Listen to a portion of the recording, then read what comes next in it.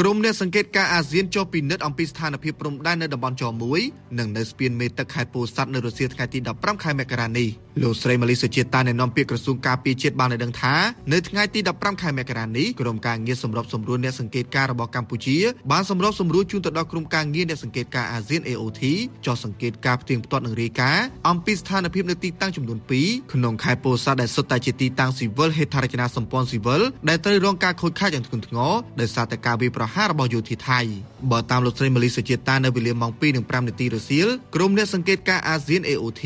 បានចុះសង្កេតផ្ទៀងផ្ទាត់នឹងរាយការណ៍អំពីស្ថានភាពព្រំដែននៅតំបន់ចមួយស្ថិតនៅក្នុងភូមិឯកភាពឃុំថ្មដាស្រុកវាវែងខេត្តពោធិ៍សាត់ក្រោយបទឈប់បាញ់ចូលជាធរមាននៅវេលាម៉ោង 3:16 នាទីរសៀលក្រុមអ្នកសង្កេតការអាស៊ាន AOT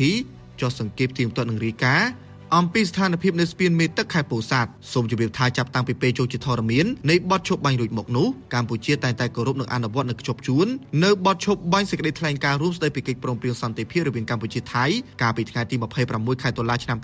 2025សេចក្តីប្រកាសរួមនៃកិច្ចប្រជុំពិសេសលើកទី3នៃគណៈកម្មាធិការព្រំដែនទូតទៅកម្ពុជាថៃ GBC កាលពីថ្ងៃទី27ខែធ្នូឆ្នាំ2025ព្រមទាំងកិច្ចព្រមព្រៀងពាក់ព័ន្ធដទៃទៀតជាមួយគ្នានេះកម្ពុជាតែងតែផ្ដល់នូវការគាំទ្រយ៉ាងពេញទំហឹងទៅដល់ក្រុមអ្នកសង្កេតការអាស៊ាន AOT ព្រមទាំងសង្កត់ធ្ងន់ទៅលើសារៈសំខាន់ដែលមិនអាចខ្វះបានក្នុងការពង្រឹងទូនាទីនិងអាណត្តិរបស់ AOT ដើម្បីផ្ទៀងផ្ទាត់និងធានាការអនុវត្តបទឈប់បាញ់ឲ្យបានពេញលេញនិងប្រកបដោយប្រសិទ្ធភាពសម្ដៅលើកម្ពុជាដំណាភាពគណនេយ្យភាពនិងការជឿទុកចិត្តគ្នាទៅវិញទៅមក